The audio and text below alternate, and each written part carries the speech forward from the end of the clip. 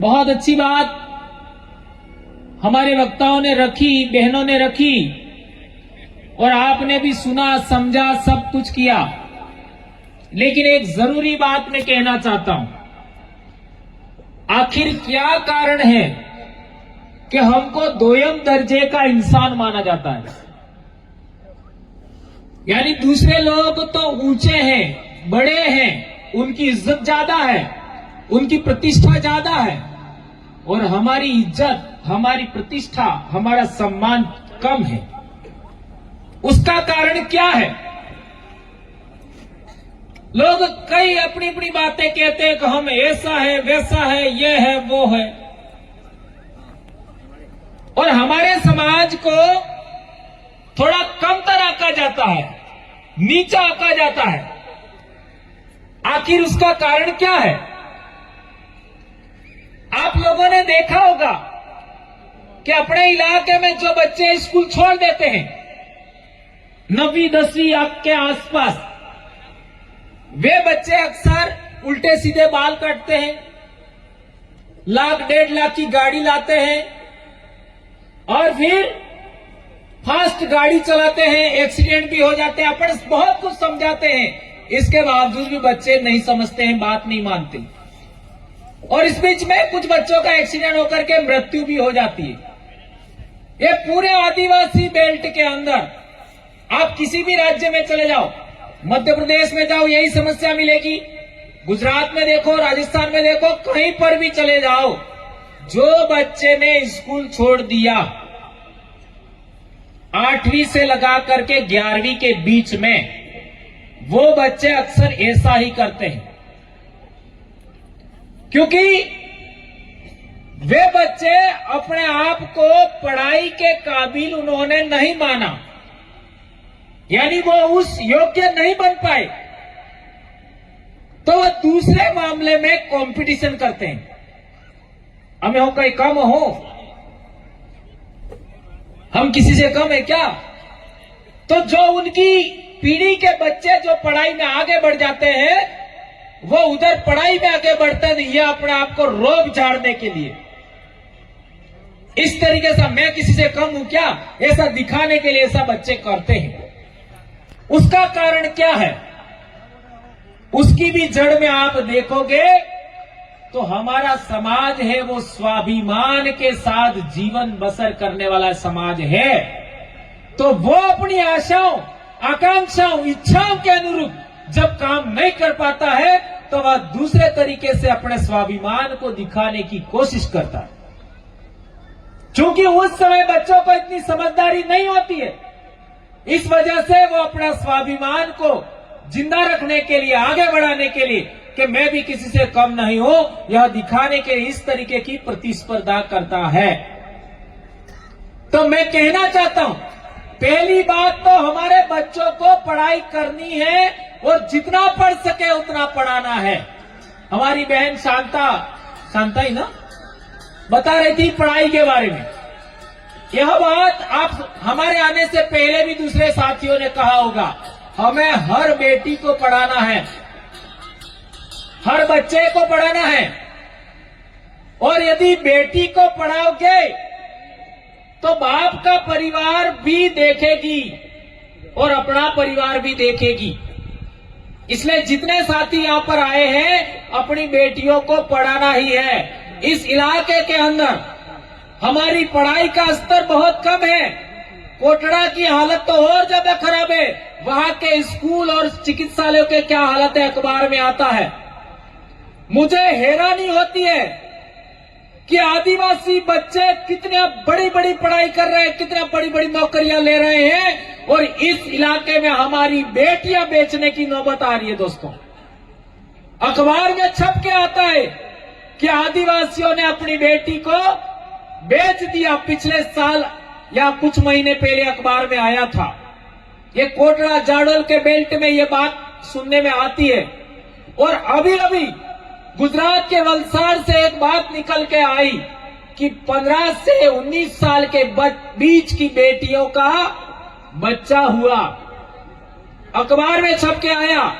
यानी हमारे बच्चों की हम लोग टाइम पर पढ़ाई नहीं करते हैं, उनको पाठ पढ़ना नहीं आता है, तो फिर वो बच्चे दूसरे कामकाज में गतिविधि में संलग्न हो जाते हैं। इसके बाद हम लोग अब बच्चा मान नहीं रहा ऐसा करके शादी करा देते हैं।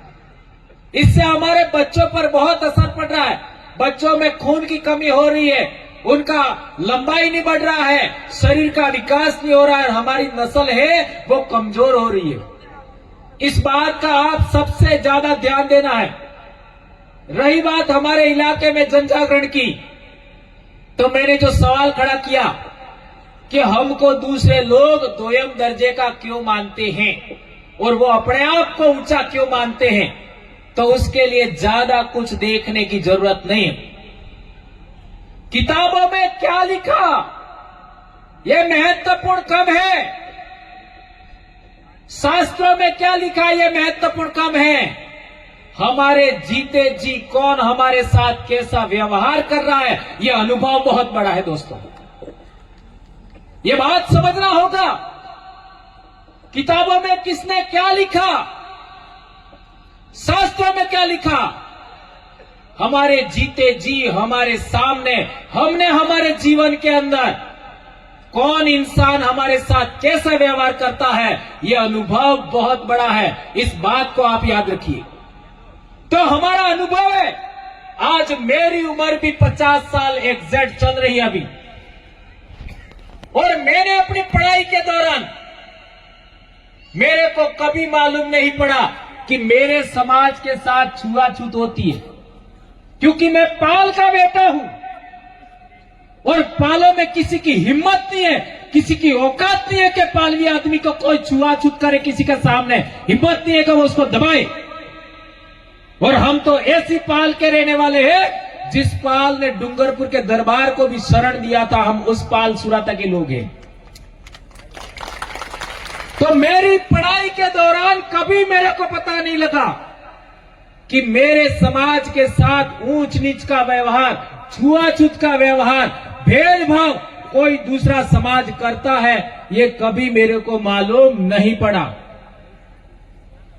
और जहां तक पढ़ाई की बात करो, मैं किसी भी क्लास में चौथे स्थान पर कभी नहीं आया। मेरा सरकारी नौकरी होने तक पहला, दूसरा, तीसरा स्थान ही मेरा रहा, और जैसे जैसे बड़ी क्लास में आया पहला स्थान ही मेरा ज्यादा रहा है। 12वीं में भी पहला स्थान, एसटीसी में भी पहला स्थान, बीएड में पहला स्थान, और कॉलेज में मेरा दूसरा स्थान। ऐसी मेरा पढ़ाई रहा, तो मेरे को कभी मालूम ही नहीं पड़ा कि मेरे अपने समाज को दूसरे दर्जे का माना जाता है, छुआछूत बरती जाती है खान पान के मामले में, कभी मालूम नहीं पड़ा। लेकिन जैसे ही मैं नौकरी लगा और हमारा आसपुर ब्लॉक है, वहां पर मैं पहली बार गया, तो वहां एक बढ़िया भाई था, वो हमारे स्कूल पर आया और उसने हमको कहा कि मार साहब मेरे घर चाय पीने आना। अब उस समय मेरी इतनी कम उम्र थी कि मेरी मुझ तक नहीं आई थी, और उस गांव में पाटीदार लोग ज्यादा थे, तो वो कहते थे बाल बुद्धि मास्टर આવ્યો એમ। बाल बुद्धि એટલે समझ में આવ્યો, यानी छोटी उम्र का मास्टर आया है। क्योंकि मैं तो 21 साल में मेरी नौकरी हो गई, तो मैं उसके घर चाय पीने गया, और वो भी इसलिए कि ये यहां रहेंगे तो मेरी दुकान पे सामान खरीदेंगे, उसका वो स्वार्थ। तो हम लोग 3-4 लोग गए, अब चाय पिलाई तो कप उन्होंने, उसके वाइफ ने वो वहीं पर नीचे रख दिए। अब ऐसा मेरे साथ में कभी हुआ नहीं था, तो मैंने, हमारा एक दूसरा साथी था, उसको पूछा कि ये अंदर क्यों नहीं लेके गए, तो उसने बताया कि यहां ऐसा ही होता है, ये दूसरे समाज के लोगों के साथ ऐसा करते हैं। तो मैं तो बहुत पालवी आदमी था, गुस्से हो गया। मैंने उस बनिया को ऐसी लताड़ लगाई सेम टाइम कि तुम्हारे घर पे जो सुविधा है ना, उससे ज्यादा मेरे घर सुविधा है। तुम्हारे घर में जितनी पढ़ाई नहीं है उससे ज्यादा तो मेरे घर में पढ़ाई है। तुम्हारे पास जितनी जमीन नहीं है ना उससे ज्यादा मेरे पास जमीन है। और मेरे घर में मैं छठवां आदमी हूं जो नौकरी कर रहा हूं। मेरे दादा भी पढ़े लिखे हैं, मेरा बाप भी पढ़ा लिखा है। ऐसा करके मैंने उस समय जो आए वो ठोक दिया। अब बेचारा वो तो हाथ जोड़ने लग गया, क्योंकि वो तो शायद ऐसा नहीं करता, लेकिन उसके परिवार में जो चलता था उसके वाइफ ने ऐसा कर दिया। तो उसके वाइफ को भी बाद में थोड़ा सा रियलाइज हुआ कि मार साहब कह रहे हैं तो हमको ऐसा नहीं करना चाहिए।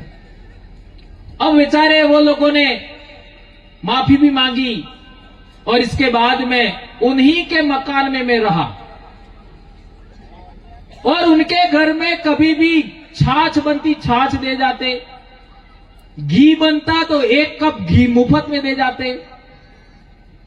सोचिए, ये घटना मैंने आपको क्यों सुनाई? मैंने 1 मिनट भी वो बात स्वीकार नहीं की, सहन नहीं की, तत्काल रिएक्शन किया। यदि आपके साथ में गलत व्यवहार होता है और आपने तत्काल रिएक्शन किया होता तो आज आदिवासियों की यह दशा नहीं होती। हम लोग सहन करते हैं, हम लोग भेदभाव झेलते हैं, शोषण झेलते हैं, यह हमारी गलती है। हमें तत्काल रिएक्शन करना चाहिए, एहसास दिलाना चाहिए कि तुम हमारी रोटियां खा रहे हो, हमारे इलाके में रह रहे हो, हमारे बाप दादाओं की जमीन पर तुम रह रहे हो, हम तुम्हारे बाप दादाओं की जमीन पर नहीं रह रहे। ये बात आपको बोलना चाहिए था। आप लोगों ने ऐसी बातें नहीं बोली, आप लोगों ने सहनशीलता बरती, इसलिए आपको दोयम बच्चे का माना जाता है। ये बात समझना होगा दोस्तों। इसलिए मैं कहना चाहता हूं कि हमारे साथ जो भी गलत व्यवहार हो उसको उसी भाषा में जवाब देना होगा, चाहे वो कोई भी समाज हो। हम यहां के मुर्गे हैं। 5 जनवरी 2011 सुप्रीम कोर्ट ने कहा कि भील आदिवासी भारत देश का इंडिजिनस है, अबोरिजिनल पीपल है, ओरिजिनल इनहेबिटेंट ऑफ इंडिया है, नेटिव पीपल है, आदिवासी है, यह लिखा है। और भारत देश का 8% आदिवासी इस देश का मूल मालिक है, बाकी सब लोग बाहर से आए हैं, यह सुप्रीम कोर्ट ने बोला। क्या सुप्रीम कोर्ट की बात गलत हो सकती है? ये बताइए। इसलिए मैं कहना चाहता हूं कि आपको पढ़ना पड़ेगा, जानकार बनना पड़ेगा और संविधान के दायरे में रहते हुए, कानून के दायरे में रहते हुए हमें बोलना सीखना होगा। आज 2015 में जब आदिवासी परिवार बना तब बहुत सारे लोग बोलना नहीं जानते थे। आज देखिए, बोलने वाले इतने ज्यादा हो गए हैं, समय कम पड़ रहा है, समय कम पड़ रहा है। इतने सारे बोलने वाले वक्ता हैं। यह आदिवासी परिवार की ताकत है। यह किया है आदिवासी परिवार ने। कोई नहीं जानता था हमारे महापुरुषों को। आदिवासी महापुरुषों का जन्म जयंती दूर की बात है, चौक चौराया बनाना दूर की बात है। लगातार 10 साल के आसपास होना आया, इतना बड़ा जन जागरण चला और पिन पॉइंट जानकारी दिया। जो बात सच है, आज तक मैंने जो भी बात बोली है, एक बात भी गलत सिद्ध करके दिखाइए। मैं रोज 3 से 4 घंटा पढ़ता हूं। आज भी मेरे बच्चे कहते हैं कि हम पापा के बराबर हम नहीं पढ़ सकते। मेरे बच्चे कहते हैं, रोज पढ़ता हूं। मेरे समाज को कौन सी जानकारी मुझे दे दी है जो आने वाले समय में दूसरे लोग दे पाए या ना दे पाए, इतना पढ़ पाए या ना पढ़ पाए, वो सब जानकारी हम जुटाते हैं और फिर आपके बीच में रखते हैं। तो कई बार ऐसा भी लगता है कि ये बात हमने पहले कभी नहीं पढ़ी, कभी नहीं सुनी, लेकिन बाद में पता लगता है बात सच थी। इसलिए मैं कहना चाहता हूं, कि दोयम दर्जे का आपको क्यों माना जाता है। दोयम दर्जा मतलब दूसरा दर्जा।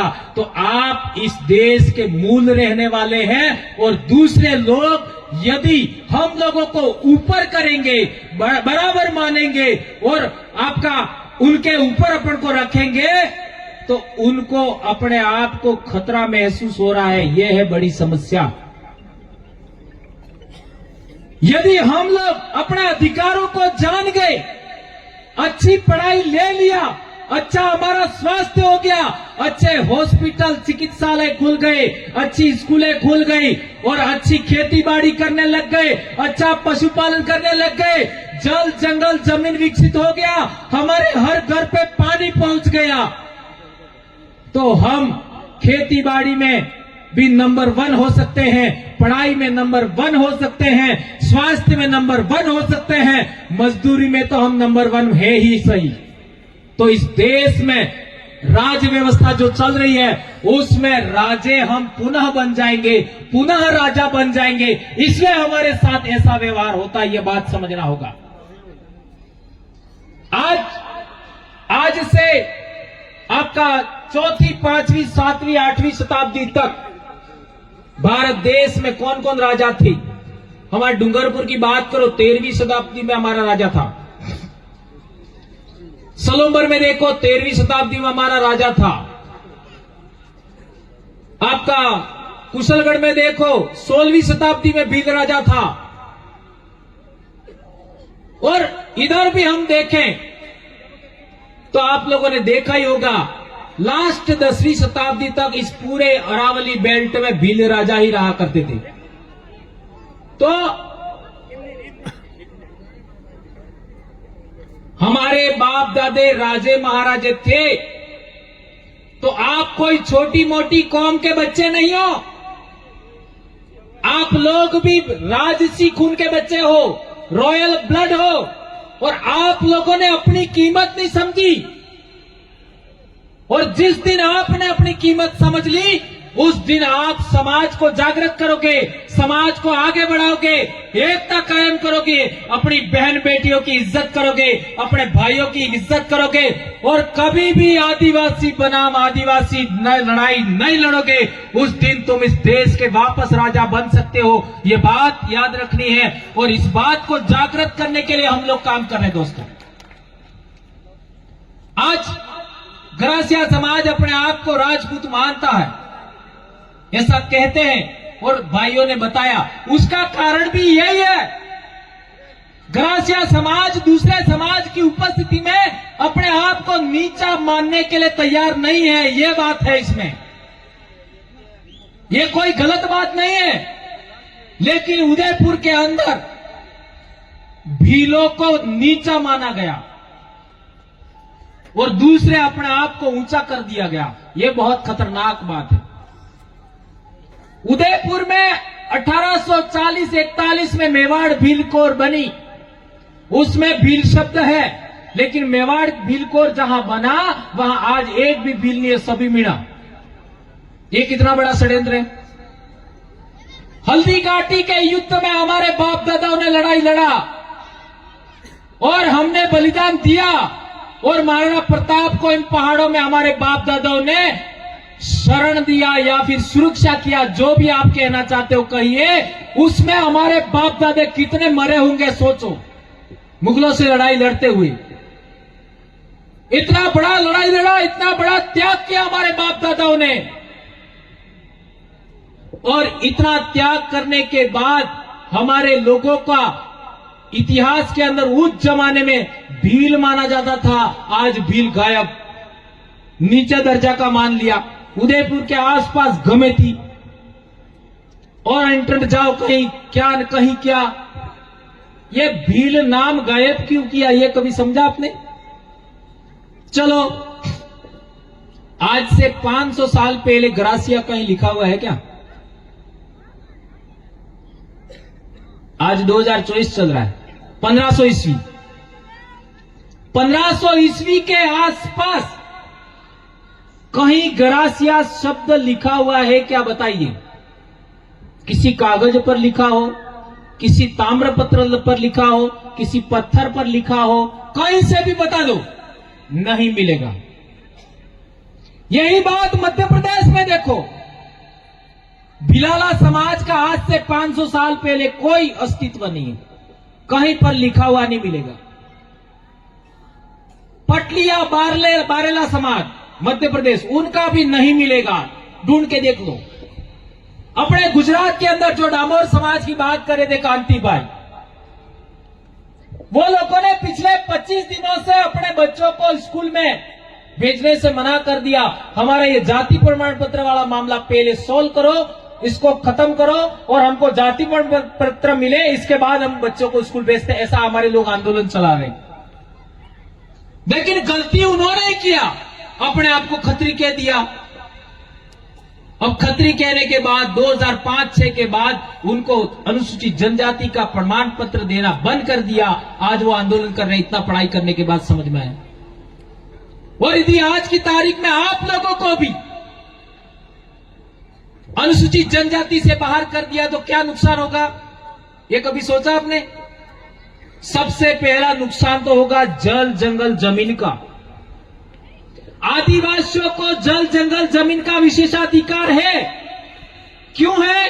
क्योंकि वो यहां पर सबसे पहले रहता है, इसलिए उसको जल जंगल जमीन का अधिकार है। आज आप देख लीजिए, यहां पर कुंभलगढ़ का वन अभयारण्य टाइगर प्रोजेक्ट बन रहा है, उसमें भी कई आदिवासियों को विस्थापित करने का बात चल रहा है। और जहां जहां पर भी जंगल है, वहां पर पर्यटन उद्योग के नाम पर होटल उद्योगपतियों का खुलवाएंगे, जो अपने आप को ऊंचा मानते हैं, उन समाजों की होटलें खुलवाएंगे, दुकानें खुलवाएंगे, उनको रोजगार देंगे। लेकिन आदिवासी वहां हजारों साल से रह रहा है, उसको हटा देंगे। पूरे देश की बात है ये, कोई एक जगह की बात नहीं है। भोपाल से सटा हुआ रातापानी अभी टाइगर प्रोजेक्ट बना रहे हैं, वहां कई सारे 30-40 गांव आदिवासियों के हटा रहे हैं। कुंभलगढ़ का वही हालत, रणथंभौर सरिस्का का वही हालत। जहां पर भी टाइगर प्रोजेक्ट है, वहां पर आदिवासियों को हटाया जा रहा है। भारत देश के अंदर एक भी समाज ऐसा नहीं है जो जंगली जानवरों के साथ सुरक्षित रहता है। न शेर को प्रॉब्लम है आदिवासियों से, न आदिवासियों को शेर से प्रॉब्लम है।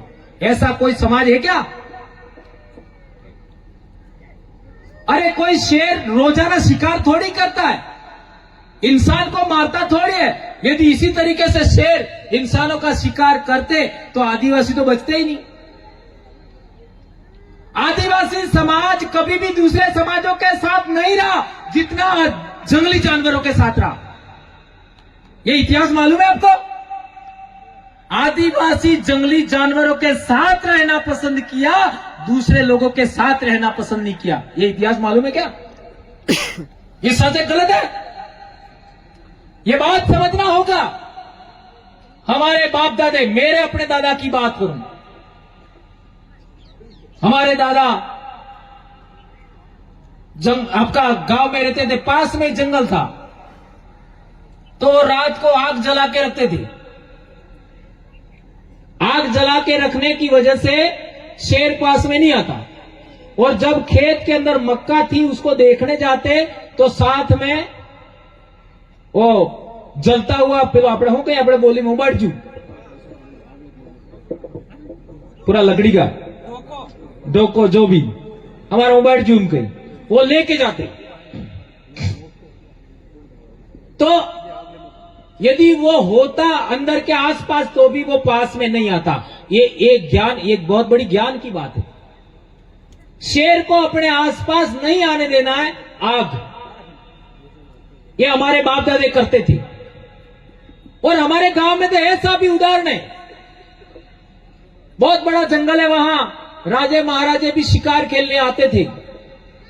तो एक शेर के हाथ में कांटा घुस गया खजूर का, तो हमारे डोकरे ने अपने मुंह से निकाला। पहले तो वो बंदूक तानते हुए, तीर तानते हुए 3-4 जने पास में गए, कहीं हमको वो हमारे ऊपर नहीं पड़ जाए ऐसा कभी। वो दहाड़ रहा था, हाथ ही ऊंचा कर रहा था, इसलिए पास में गए, जाके देखा तो खून आ रहा है, कांटा था, हाथ से निकाला, नहीं निकला तो मुंह से निकाला।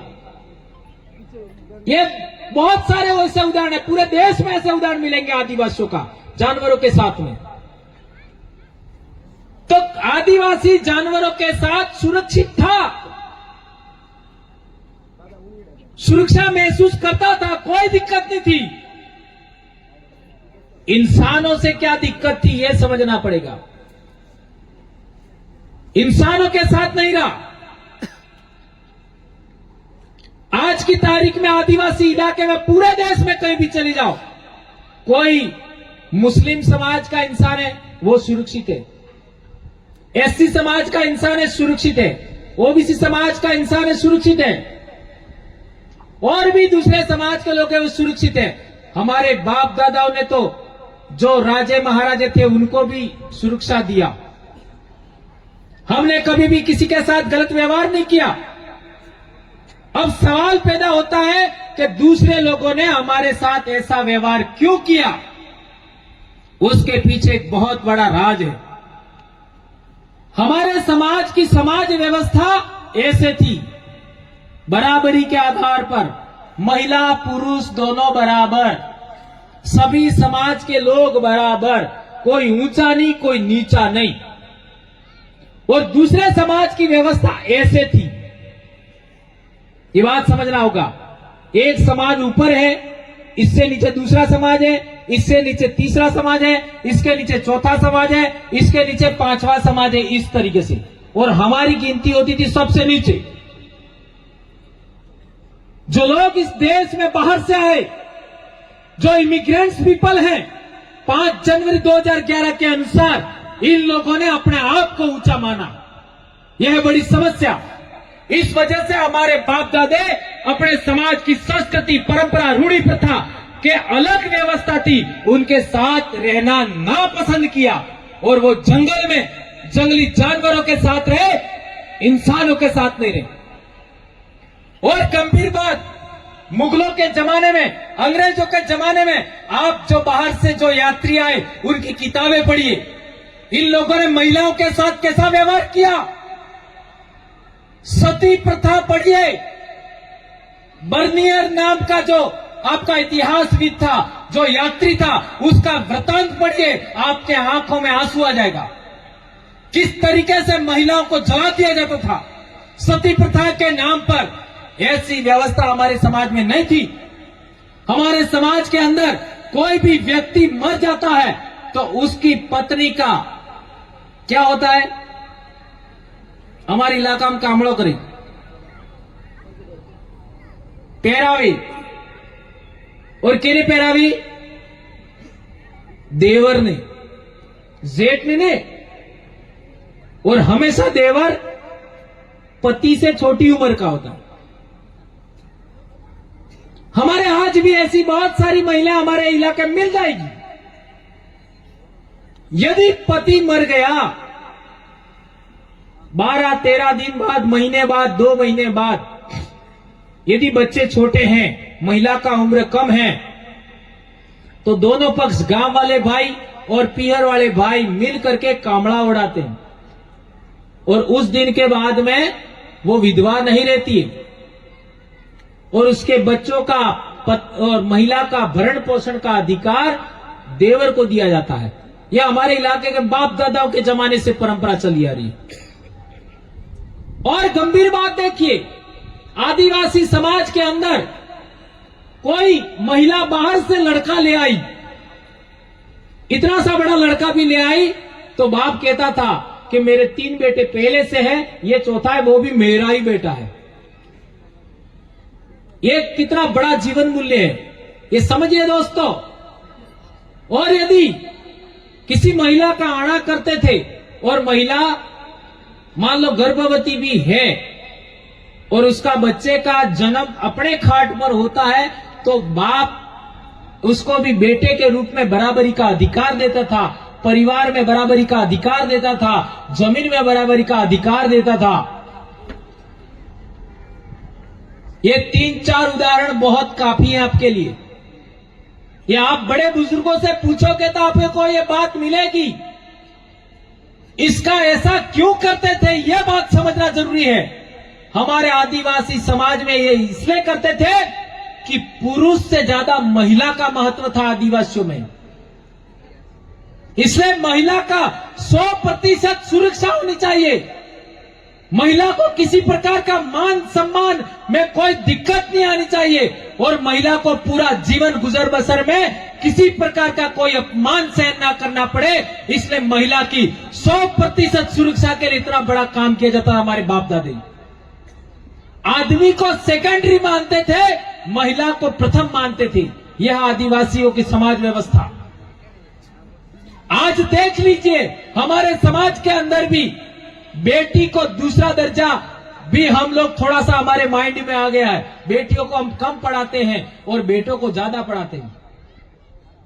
बेटियों को आपका कम सुख सुविधा देते हैं।